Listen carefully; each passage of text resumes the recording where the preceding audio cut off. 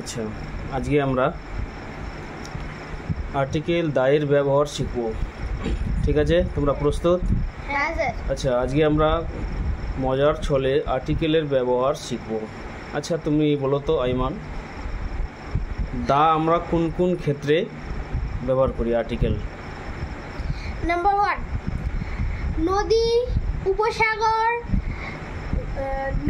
উপসাগর, ট্রেন, জাহাজ, সংবাদপত্র, ধর্মগ্রন্থ, বিখ্যাত ঘটনা ইত্যাদির আগে আমরা দি বসাই, যেমন the Ganga, the Titanic, the Quran, the Ramayana, যেমন the Arabian Sea, the Vande Bharat Express, etcetera. তাহলে আমরা বুঝতে পারলাম যে এগুলোর ক্ষেত্রে দা বসবে, তাই না? এবার আইমান তুমি বলো, এগুলো ছাড়াও আর কোন কোন ক্ষেত্রে আমরা দা ব্যবহার করি?